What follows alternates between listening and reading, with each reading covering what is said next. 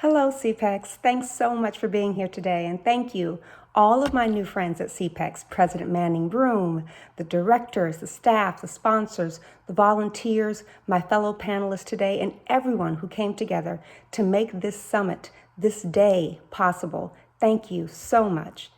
Publishers Weekly, in reviewing my book, Our Black Year, called this issue, The Lack of Support of Black Businesses and the Rapid Exit of Dollars from Black Communities, a dynamite subject, and my family's experiment historic and effective. And the Library Journal said my book successfully illuminates the roadblocks faced by Black business owners and the racial divide that continues to persist in the U.S. economy. Library Journal also said that my book will appeal to students of sociology and economics, as well as all those looking for inspiration to effect positive change in their communities. Alfred Edmond, editor of Black Enterprise, said, "The Andersons' economic odyssey is nothing short of heroic." But we didn't create and suffer through Our Black Year and the Empowerment Experiment for kudos or great book reviews. We did it to get here. And I think that's why most of you showed up today. You are here today for the same reason John and I took that stand.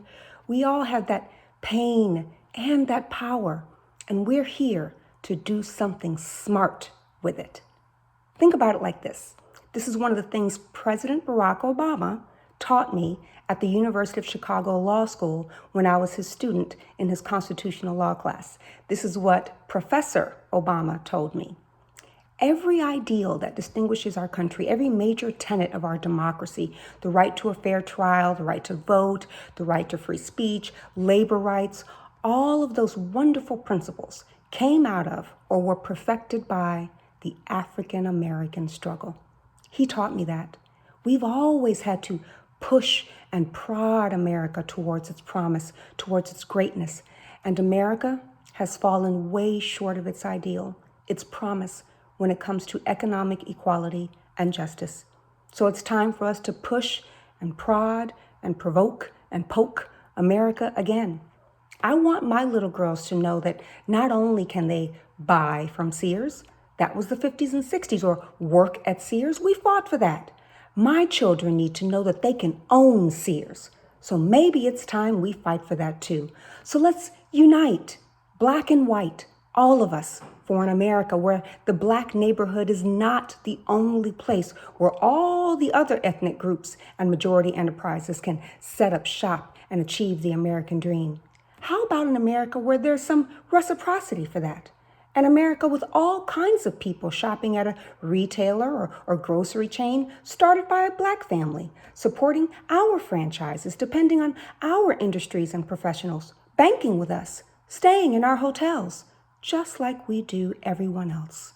An America where it's not a ridiculous notion to a Black child that someone like her can own a grocery store or a drugstore, that the toaster her mama buys at Walmart was made by a Black family company, where that Black child can go to the corner candy store or bakery and see an owner who looks like him and looks out for him. I am fighting for that America. Been doing it for over 10 years. Yes, it's been 10 years since the Empowerment Experiment, our public stand and study to buy Black only for an entire year. You know that our stand and our sacrifice made headlines, front pages of the Washington Post, Chicago Tribune, LA Times, New York Times, major segments on CNN, C-SPAN, CBS News, MSNBC, Fox News, ABC News, BET News, Tom Joyner, Black Enterprise, Essence, countless TV and radio shows, newspapers, and magazines. We touched millions all over the globe. Then I wrote my book, Our Black Year, which is a tribute to our Black business history and a detailed account of our stand. Kellogg at Northwestern completed a landmark study based on my family's journey and the receipts and the data that we collected.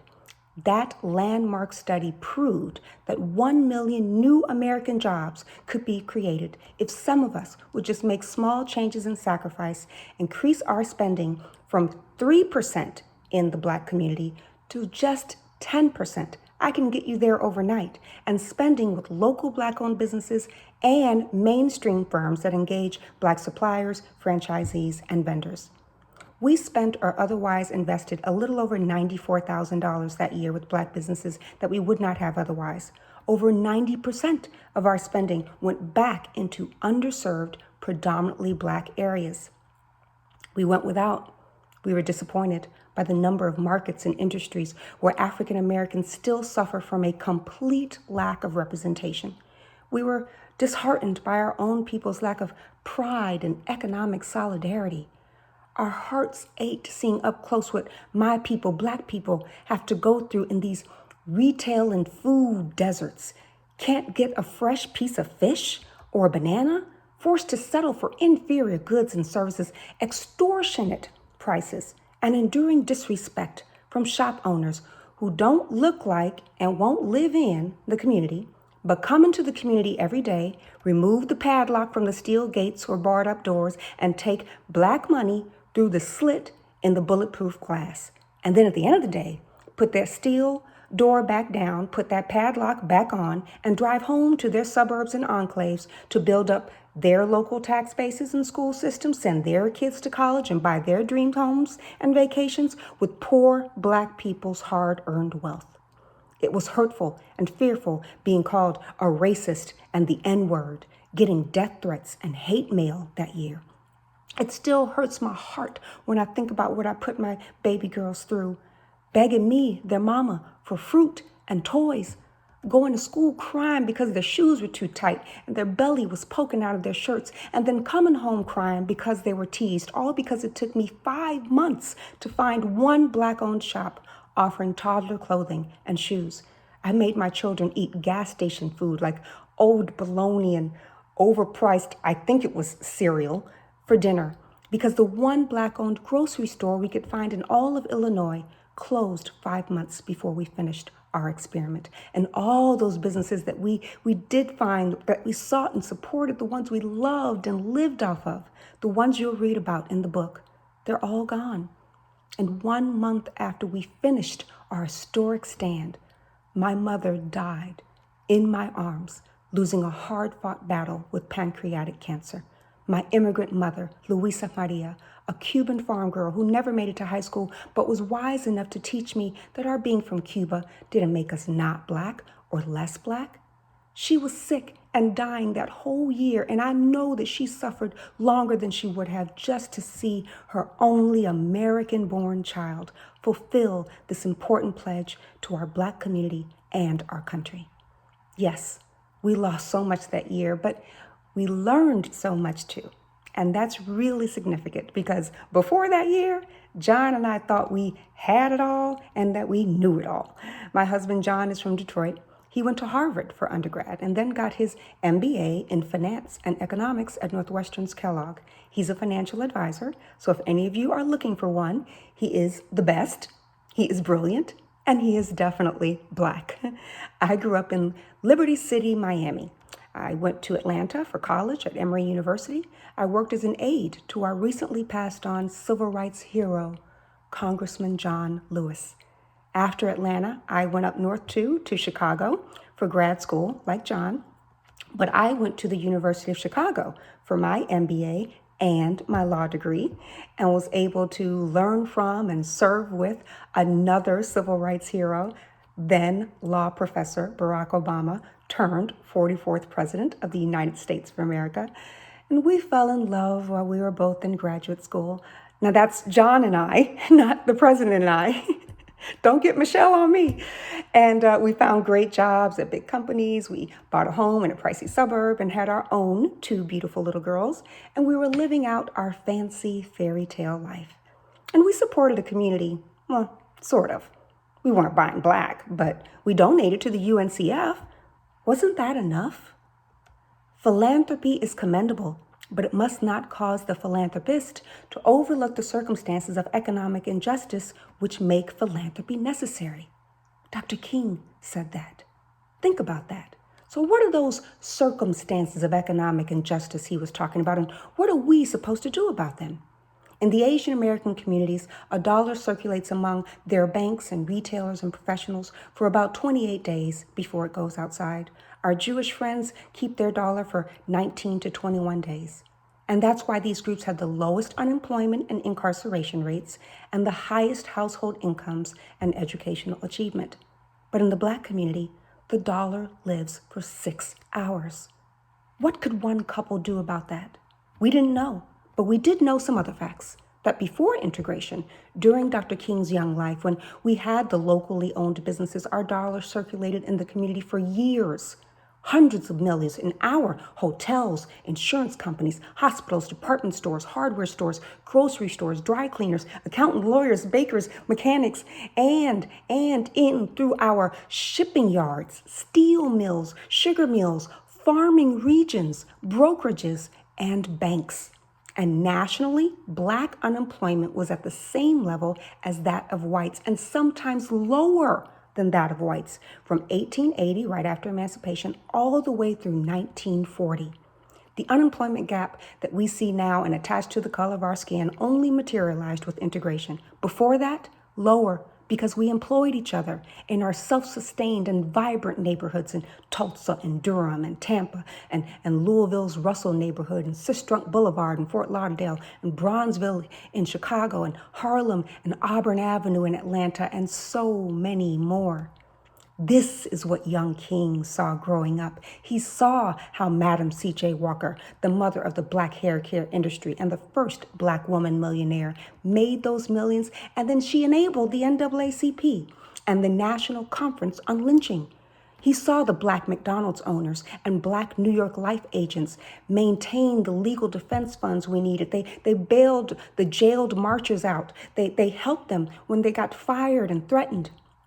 And the Black-owned banks and the Black funeral homes and insurance companies, they empowered the community. They kept the community strong. All of this inspired him.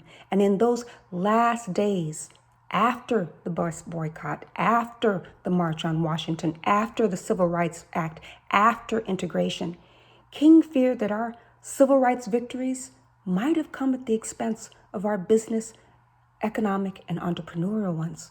So in his famous mountaintop speech that he delivered the day before he was murdered, the day he led that protest in honor of Black sanitation workers, King pivoted. He spoke of our collective buying power and urged an economic withdrawal from businesses that were discriminating against Black workers and mistreating Black customers. But not just that. King specifically fought for Black-owned businesses in that speech, not just for the right to go to segregated white-owned businesses. King said, "We've got to strengthen Black institutions. I call upon you to take your money out of the banks downtown and deposit your money in Tri-State Bank. We want a bank-in movement in Memphis, not just a sit-in. We're just telling you to follow what we're doing. We, meaning the SCLC, put your money there. Put your money there." He asked America to support Black banks and businesses, then they killed him. And we've done nothing collectively to support our businesses or fight for economic equality since. Instead, in the 2 decades after Dr. King's murder, we lost everything. It became fashionable to abandon Black banks and businesses to show and prove that we were good enough to buy from businesses once denied to us. Within 20 years after we lost King, 85% of our over 120 Black-owned banks disappear. We have less than 20 now. The bank Jackie Robinson built so that Black families can get mortgages and Black entrepreneurs can get business loans, Freedom National Bank, is gone. We celebrate Jackie. We celebrate King when we talk about great American racial progress. But the banks they built, the banks they fought for, the banks that helped them make that progress are dead. In the 1930s, grocery stores represented the largest category of Black-owned businesses. We had 6,400. When Kellogg did the study based on our year in 2010, they could only find evidence of 8 to 12 full-service grocery stores owned by Black families or firms in this country. That's terrible for Black people and America. In North Philadelphia, for example, a predominantly Black area, over 90% of the businesses there are not locally or Black-owned. Black beauty supply stores in Black neighborhoods with 100% Black clientele, less than 3% across America are Black-owned. Most are owned by Koreans. And not just the banks, the grocery stores, and beauty supply stores. We lost black hair care too, the one industry birthed by the black community, belonging to us, celebrating us, sustaining us, helping us, especially black women, thrive and achieve the American dream.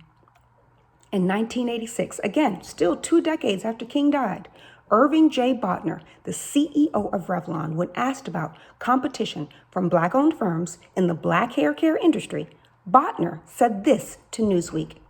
In the next couple of years, the black-owned businesses will disappear. They'll all be sold to white companies. And he was right. Sport and wave, less jam, carefree curl, strength of nature, cream of nature, dark and lovely, smooth and shine, dark and natural, stay soft row, Carol's daughter, all owned by L'Oreal, a French company owned by Liliane Bettencourt and family. Liliane died in 2017, the world's richest woman. By 2000, L'Oreal owned all of the largest black hair care companies. And a couple of years ago, Unilever, Dutch-owned, put the nail in the coffin when they bought our beloved Nubian brands. That's all the Shea Moisture products. All these brands and companies are no longer black-owned. And the fantastic black-owned companies we do still have can't get into the big retailers because the L'Oreals and the Unilevers edge them out.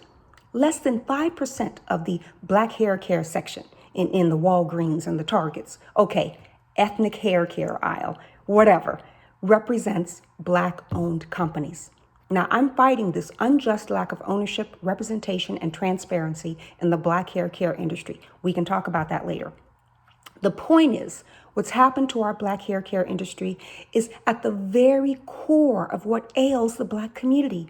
It's why we can't win. All those jobs, all those businesses, all those dreams, all those billions and billions in black intergenerational wealth and entrepreneurship just gone. Why? That's what Botner wanted. That's what he promised and planned for. That's what he predicted. Our own Langston Hughes also prophesied about and predicted what would happen to us without economic unity. He wrote this in his poem called The Ballad of Booker T. The tallest tower can tumble down if it not be rooted in solid ground. So being a far-seeing and practical man, he said, train your head, your heart, and your hand. Your fate is here and not afar. So let down your bucket where you are. Your fate is here and not afar. Let down your bucket where you are. Let down your bucket, Langston said. Put your money there, King said, and we didn't listen. But I pour into my bucket every day. My coffee, my pizza, my alarm system, my dry cleaners, my pediatrician, my neurologist, John's chiropractor, my optometrist, our reading glasses, John's contacts, the wine we buy, our vodka, the whiskey, popcorn, the seasonings and sauces I use, the nightclubs we go to, John's dress shirts, his suits, ties, and cufflinks. All my makeup, my perfume, my hair products, the restaurants we go to, my dermatologist, my daughter's dermatologist, my designer purses and shoes. What else? Oh, my mortgage and my second mortgage. All black owned. This is how I live my life as a proud American who supports my struggling black community. I'm not some depressed and overworked activist because I have to look for black owned firms. Once I let my bucket down, that part is not as hard as you think, and not nearly as hard as the situation is dire. And here's the ticker. You ready? I'm still fly. I'm still fly because I buy black every day. It's not hard to do. It's not too hard, and it's not too late. I'm still fly, and my makeup look good. My makeup is on point today. Black-owned Lamique Cosmetics. I'm still fly, and my money and my mortgage are still safe, FDIC insured with black-owned banks. One of those banks that I bank with is Liberty Bank, your black bank. Liberty Bank, headquartered in New Orleans with a branch right there in Baton Rouge and 8 more locations in the South and throughout the Midwest. Liberty is the 5th largest black-owned bank. My bank, Your bank is owned by Alden J. McDonald, who I met when I gave a talk at Dillard. Before he even knew my family or about my foundation or that we had accounts with his bank, he had heard about me and what we did, and he donated to my foundation. I didn't even know this. And then when I met him at that talk at Dillard, he bought 300 books for the students who came. His bank also owns Liberty Freedom Fund, the only mutual fund that is Black-owned, operated, and distributed. When you buy my book from me, that's where the money goes, to Liberty Bank, to our community in New Orleans and in Baton Rouge. Now, how many of you, the individuals and institutions who have gathered here today to talk about Black economic empowerment, especially for Baton Rouge and all of Louisiana, how many of you have personal or commercial accounts at Liberty, like I do?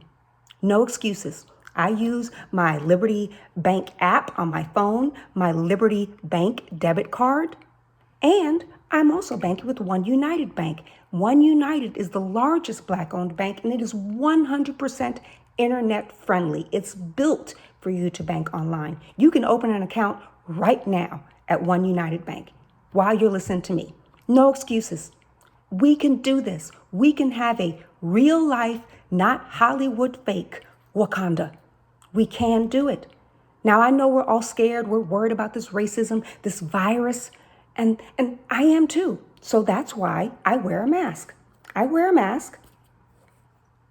This is my mask. And I got this mask from a Black company. And I wear Black Lives Matter because I care about my community. And because I care about my community, I wear Black Lives Matter, and I buy that Black Lives Matter mask from a Black company. Because I care about this virus and I want to protect myself and my family and those around me, I use hand sanitizer. I use Safisha hand sanitizer. Safisha hand sanitizer.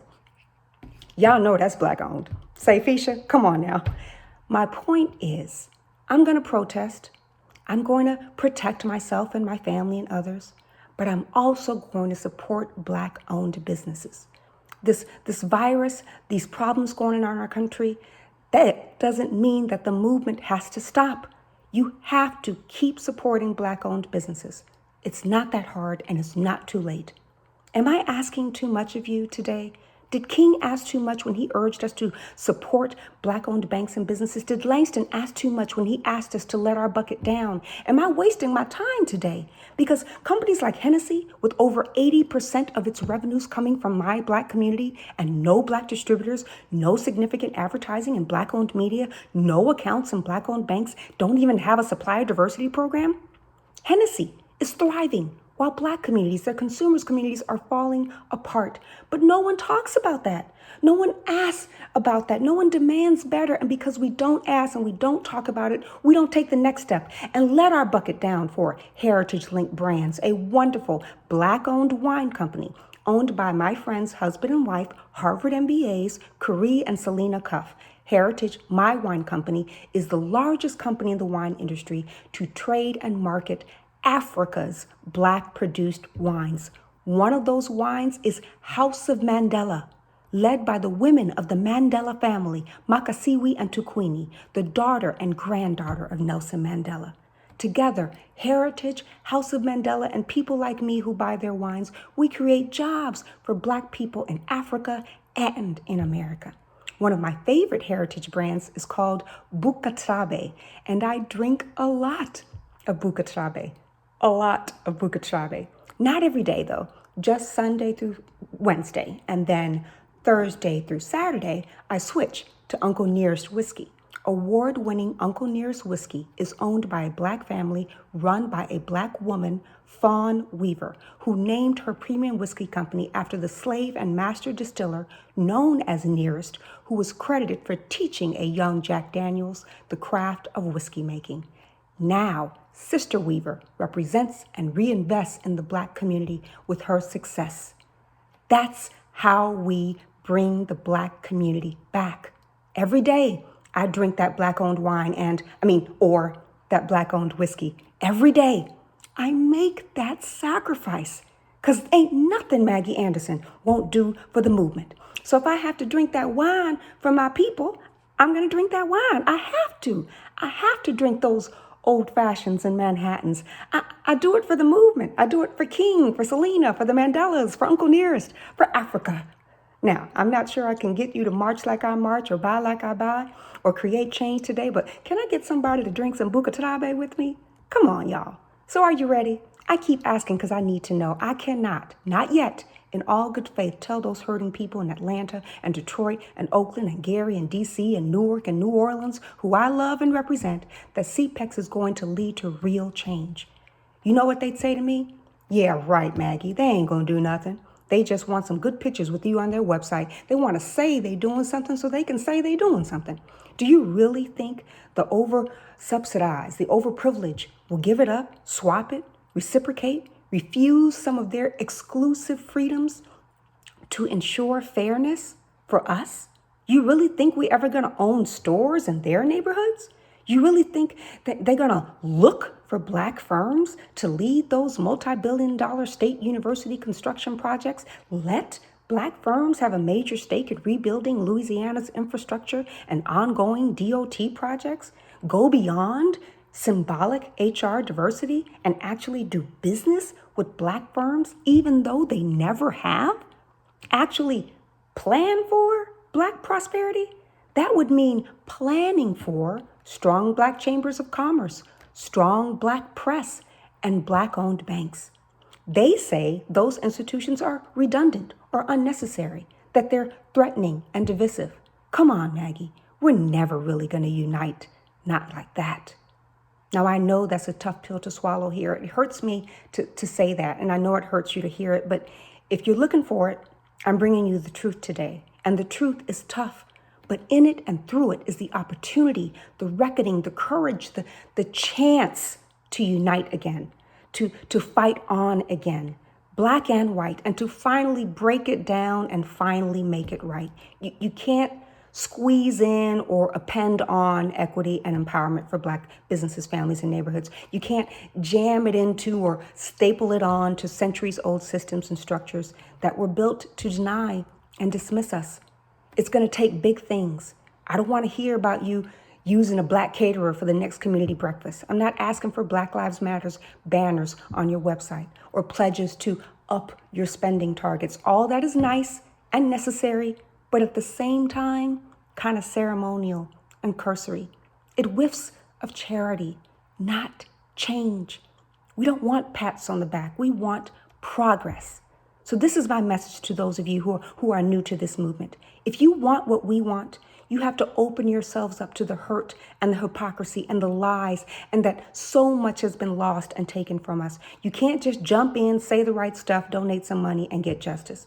You got to wade around in here and feel some of our pain and see what it's been like for the Black people who are probably nowhere near this session. The Black people that we say we want to empower but never engage. We have to go to them, appreciate their pain, and then apologize for it. We have to see their truth, and then we can plan for progress from their perspective. So before you call yourself an ally, before you come over, are you ready for that? And for those of us currently in the movement, the question for you is, are you ready to fight back with your buying power? Ready to leave the empty and easy life and choose to sacrifice? Are you ready for public, consistent economic solidarity? Are you ready for that? Equality, that's our guarantee.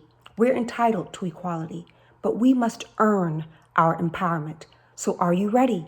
Because protesting won't do it, nor will assigning blame. Instead, let's prove our pride and our power with our purchases, with success stories that we create on our own, not the ones donated to us.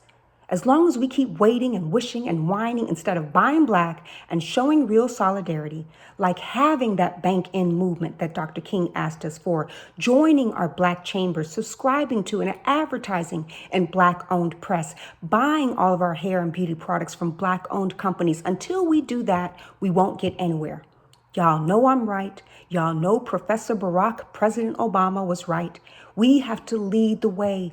We have to poke and provoke until we get that perfect justice. We got to prod and push and purchase in a way that puts the Black community first for a change. That's our challenge. We have to stop fighting racism with our protests and then enabling racism with our purchases. Brothers and sisters, I've given you the stats, the history, my research, Langston, L'Oreal, and Liberty Bank, Selena's wine, and Safeisha sanitizer. But what sometimes nobody can break it down like our mamas, right? In those last weeks when Mima knew the end was near, she gave her strength to me, and that's why I'm here today. She knew that I thought I couldn't do this without her. So before she passed, she said this, "Mija, I'm going to go out fighting. Are you?" And CPEX, that's really all I've been trying to say today. I'm going to go out fighting. Are you? Thank you. I'm Maggie Anderson.